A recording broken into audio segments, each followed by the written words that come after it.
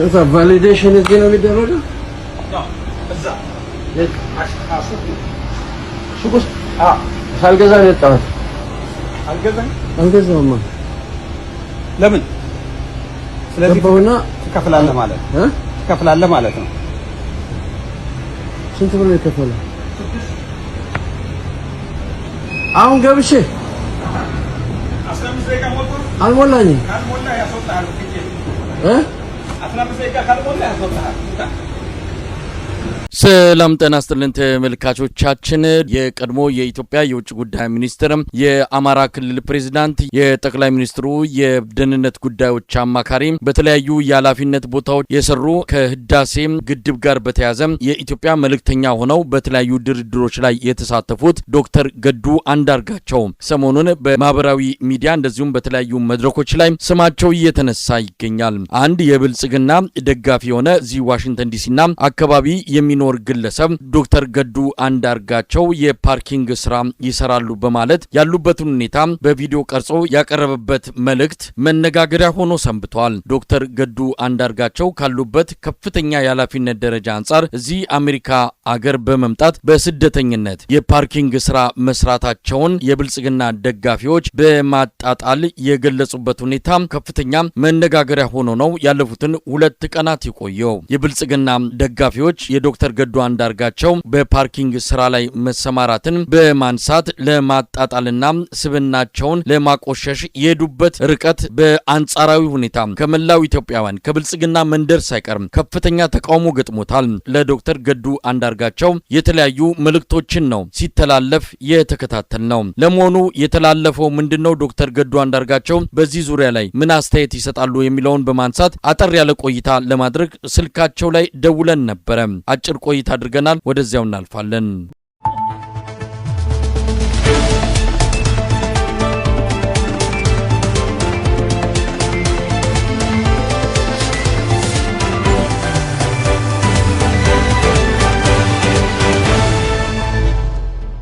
በጣም አመሰግናለሁ ዶክተር ገዱ አንዳርጋቸው የቀድሞ የኢትዮጵያ የውጭ ጉዳይ ሚኒስትር እንደዚሁም የአማራ ክልል ፕሬዝዳንት አሁን በስደት ነው የሚገኙት። ሰሞኑን ከእርሶ ጋር በተያያዘ አንድ መረጃ በሰፊው ወጥቷል። ከቪዲዮ ጋር ተያይዞ ነው እርሶ በዚህ በአሜሪካ እያደረጉ ያሉትን በቪዲዮ ቀርጾ ለተለያዩ መድረኮች ያበቃ አንድ ግለሰብ ነው። ያንን ተከትሎ ሰፊ መነጋገሪያ ሆኗል። አቶ ገዱ አንዳርጋቸው ምንድነው የሰማነው? ምንድነው በእርሶ በኩል ለዚህ ጉዳይ የሚሰጡት አስተያየት? መሳይ በጣም አመሰግናለሁ። ይህንን ጉዳይ በተመለከተ ብዙ ማለት አልፈልግም። ነገር ግን እኔ እዚህ ሀገር ከመጣሁኝ ዞሮ የዚህ ሀገር ኑሮ የሚፈልገውን ለዚህ ሀገር ለመኖር መስራት አለብህ። እኔም እንደዛ ነው እያደረግኩ ያለሁት። እንግዲህ ሰዎቹ ይህንን ያቀረጹ ሰዎች ምን ፈልገው እንደሆነ በእውነቱ አላወቅኩም። ነገር ግን እኔ በዚህ አጋጣሚ መግለጽ የምፈልገው ምንድን ነው፣ እኔ አንድ ግለሰብ ነኝ።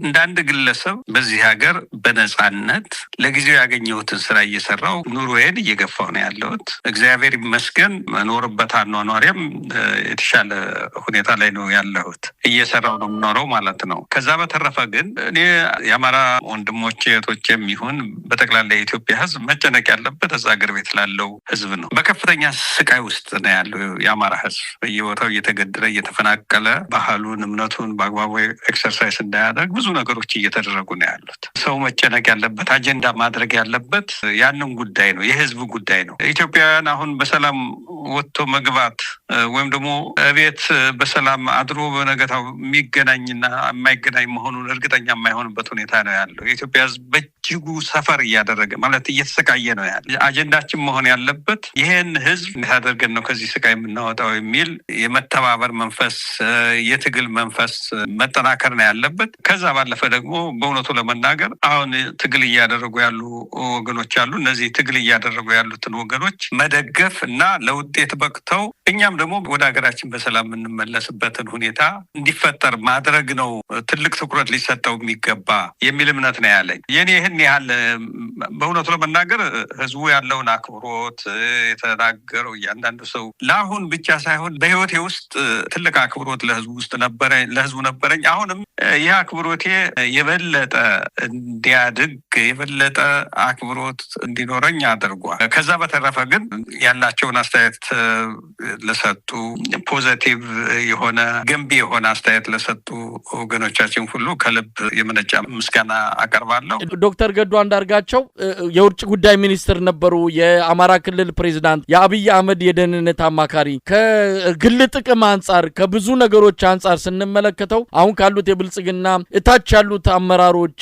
እታች ያሉት ካድሬዎች ከላይ ካሉት አንጻር አይደለም በግሎ ማድረግ የሚገባው ነገር እያለ ነገር ግን ያን ሳያደርጉ ቀርተዋል። ይሄንን ነገር በማድረጉ የሚሰማውት በግሎ ስሜት አለ። ይሄ አሁን የተባለውን ስራ በቪዲዮ ቀርጾ ያወጣው ግለሰብ አለ። ያንን በመስራቱ በነበሩበት የስልጣን እርከን ደረጃ አሁን ይሄንን ስራ ላይ በመገኘቱ የሚሰማው ስሜት አለ። አይደለም ስደተኛ በመሆኔ የሚሰማኝ ነገር ሊኖር ይችላል።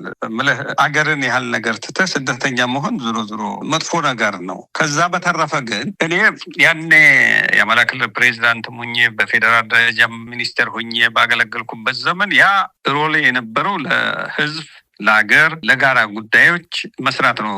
ህዝብ የተጣለብኝን ኃላፊነት መወጣት ነው። አሁን ደግሞ ከዚህ እየሰራ ያለሁት ለመኖር ነው። ለኔ ለግሌ ነው እየሰራ ያለሁት ማለት ነው። ይሄ እኔ ራሴን ችዬ እዚህ ሀገር ከኢትዮጵያ ወደዚህ ስመጣ የልብስ ሻንጣ ከመያዝ በስተቀር ሌላ ይዤ የመጣውን ነገር የለኝም። አሁን ግን እየኖርኩ ነው። እዚህ ሀገር የሚኖሩ ሰዎች የሚኖሩትን ኑሮ እየኖርኩ ነው ማለት ነው እየሰራው። ይሄ ስራ ለኔ የቤት ኪራይን ለመክፈል የሚያስፈልጉኝ ሌሎች ቢልስ ማለት የክፍያዎችን ለመክፈል እና ለመኖር ተረጋግቼ እንድኖር እንዳስብ በሚያስችለኝ መንገድ እያገለገለኝ ነው ያለው። እንደውም እኔ ከዚህ ከቆየው የምመኘው ወደ ሀገር የቶሎ መመለስ ነው። ነገር ግን ከዚህ የምቆይ ከሆነ የበለጠ ደግሞ ከዚህም የተሻለ ስራ በአይነትም ደግሞ ሌላ ተጨማሪ የምሰራው ስራ እየሰራው የበለጠ ኑሮዬን እያሻሻሉ መሄድ ነው እና ምንም እንደውም ወደ አሜሪካ እዚህ ሀገር የተለመደ ነገር አለ። ከሲስተሙ ውስጥ እንደዚህ እያልክ ነው ቀስ እያልክ ነው የምትገባው እና እንደውም ሳልቸገር እንትን ሳልል ራሴን በራሴ ለማስተዳደር መቻሌ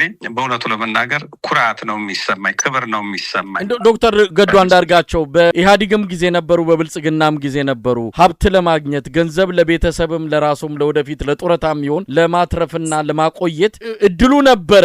ያንን ያላደረጉት ግን ለምንድን ነው? ምክንያቱም አንዳንዶች እንኳን አይደለም እርሶ ባሉበት የፌዴራል ከፍተኛ የስልጣን እርከን ላይ ይቅርና የወረዳ ባለስልጣን ሲሆኑ እንዴት ሀብት እናገብሳለን፣ እንዴት የራሳችንን የወደፊት ህይወት እናደላድላለን የሚሉ ባለስልጣናት በመሉበት እርሶ ያንን ማድረግ ያልቻሉበት እንደው ያንን ነገር እንደው ማወቅ ስለፈለግን ነው። ለምን አላደረጉም? እንግዲህ እንደ ሰው ሊለያይ ይችላል። ህገወጥ እኮ ነው። ያ እንድታስተዳድር ነው የተሰጠህ እንጂ ለግል ጥቅም ልታውለው አይደል። ማለት በዛ የምሰራበት ጊዜ መንግስት ደሞዝ ይከፍለኛል። የሚከፈለኝ እንደሌላው መንግስት ሰራተኛ አለ። ከዛ በተረፈ ህዝብና የሀገርን ገንዘብ መውሰድ ከህግ አኳያም ትክክል አይደለም፣ ከሞራል አኳያም ትክክል አይደለም። እኔ ደጋግሜ እንደማነሳው በኢህአዴግ ውስጥ ስቆይ የሆነ ለውጥ እንዲመጣ በህብረተሰብ ደረጃ በአኗኗር ደረጃ እንዲመጣ የምፈልገው ዓላማ ነበረኝ፣ የማምንበት። ያን ዓላማ ለማሳካት ነው ስረባረብ የኖርኩት እንጂ የግል ኑሮዬ እንዴት አድርጌ ነው ከፐብሊክ ሪሶርስ ከህዝብ ሀብት ወስጄ ብዬ አስቤውም አላውቅም። ያንን አለማሰቤ ደግሞ አሁን ጤናማ አስተሳሰብ ማለት ይሄ ንጹህ ህሊና እንዲኖረኝ አግዞኛል። አሁን በዚህ የምሰራውን ስራ እንደው ሌላው ሰው የተለያየ ስያሜ ሊሰጠው ይችላል። ለእኔ ክብር ነው የሚሰማኝ መሳይ እና ለኛ አስተያየቴ ነው። በጣም አመሰግናለሁ።